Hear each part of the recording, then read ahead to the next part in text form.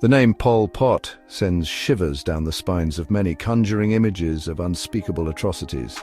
He was the mastermind behind the Cambodian genocide, a horrific period when 2 million people perished under the Khmer Rouge regime. From 1975 to 1979, Cambodia was transformed into a vast labor camp, stripped of its culture, religion, and humanity. Pol Pot's vision was a radical agrarian utopia achieved through eradicating the existing social order. This utopian fantasy quickly became a nightmare of forced labor, starvation, torture, and mass executions. The killing fields stand as a testament to the horrors inflicted upon the Cambodian people. This essay delves into Pol Pot's journey from an obscure student to the architect of a horrific genocide. We will explore the rise of the Khmer Rouge, their methods, and the devastating consequences of their ideology. Finally, we will examine the legacy of the Khmer Rouge and the importance of remembering this dark chapter in history. Pol Pot, the man who would become synonymous with terror, was born Saloth Sar in 1925 in the rural village of Preks Bao of Cambodia. His family, while not impoverished, were not among the peasantry that he would later claim to champion. His father was a relatively prosperous landowner, and one of his sisters served in the royal court. Saloth Sar's upbringing was comfortable by the standards of rural Cambodia. He received a traditional education at a Buddhist monastery before moving to Phnom Penh, the capital city, to continue his studies.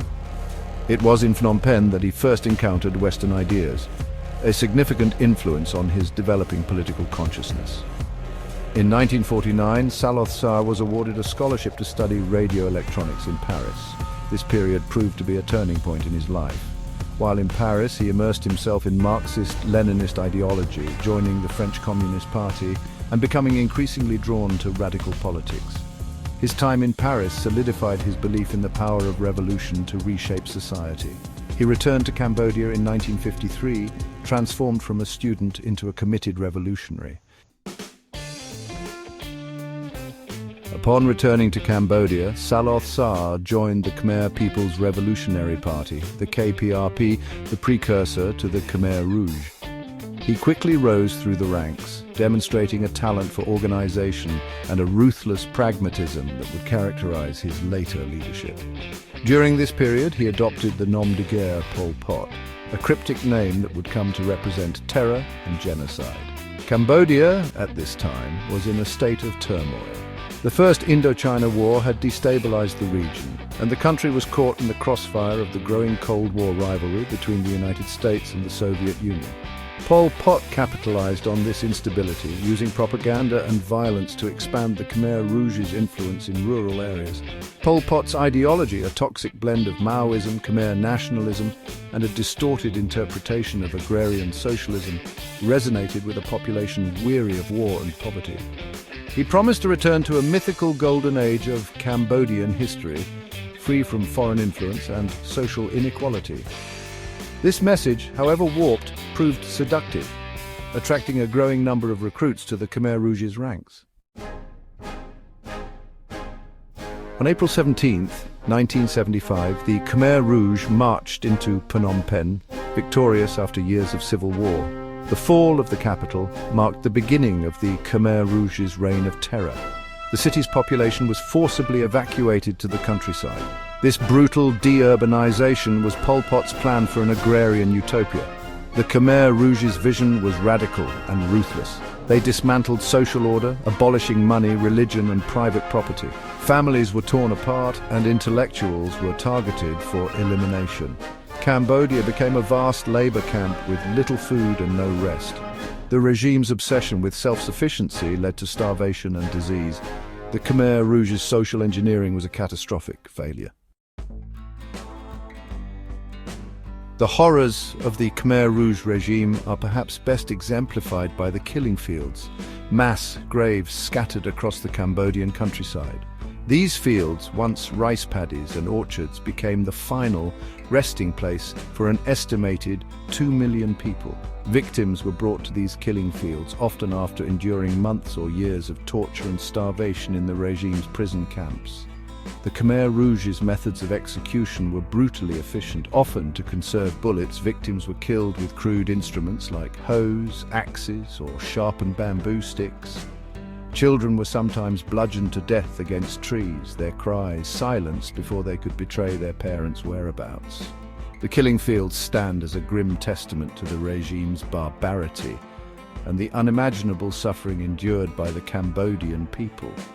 One of the most notorious of these sites is Cheung Ek, located just outside Phnom Penh. Here, the remains of nearly 9,000 people have been unearthed, their skulls stacked in a haunting memorial stupa. The killing fields serve as a chilling reminder of the human cost of political extremism and the fragility of peace. A regime in retreat, the fall of the Khmer Rouge. The Khmer Rouge's reign of terror finally came to an end in January 1979 when Vietnamese forces, responding to Khmer Rouge border incursions, invaded Cambodia and drove the regime from power. The Vietnamese installed a new government, but Cambodia remained mired in conflict for years to come. Pol Pot and his inner circle retreated to the jungles of western Cambodia, where they continued to wage a guerrilla war against the Vietnamese-backed government. The Khmer Rouge, despite their atrocities, continued to receive support from China, Thailand and the United States, who saw them as a bulwark against Vietnamese influence in the region. Pol Pot, increasingly isolated and paranoid, purged the Khmer Rouge ranks of anyone he perceived as a threat. He was eventually deposed from leadership in 1985 and placed under house arrest by his former comrades. He died in 1998, never facing justice for his crimes. Justice delayed the elusive trial of a tyrant. The world watched in horror as the full extent of the Khmer Rouge's atrocities came to light. The international community grappled with the question of how to hold the perpetrators accountable for their crimes. The United Nations established the Extraordinary Chambers in the Courts of Cambodia, or ECCC, in 2006 to try the surviving leaders of the Khmer Rouge.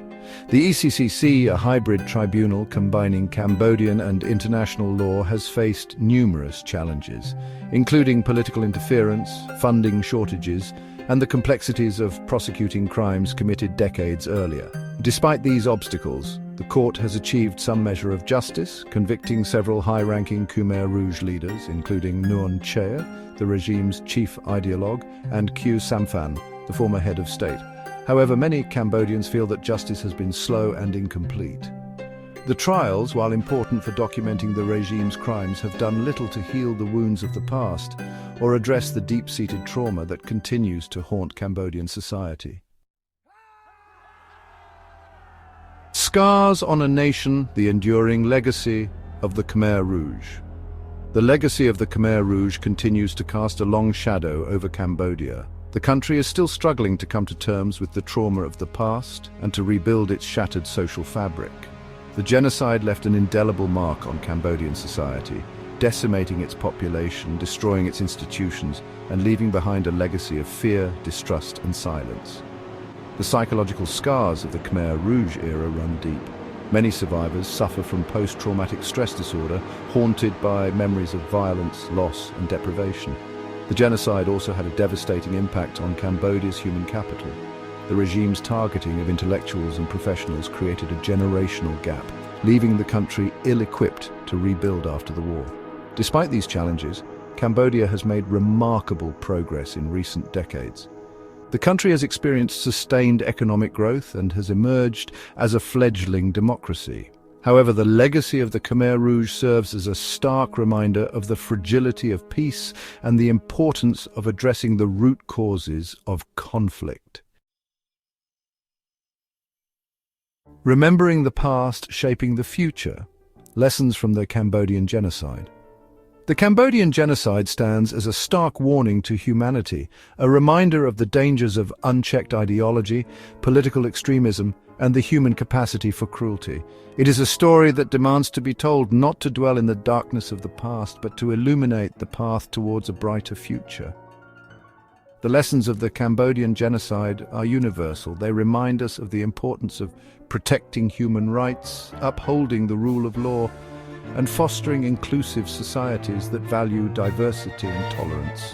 We must be vigilant in confronting hatred, prejudice, and discrimination in all its forms. Education plays a vital role in preventing future atrocities. By teaching future generations about the horrors of the past, we can foster empathy, understanding, and a commitment to building a more just and peaceful world. We owe it to the victims of the Cambodian genocide and to ourselves to learn from history's mistakes and to work tirelessly to create a world where such atrocities are never repeated.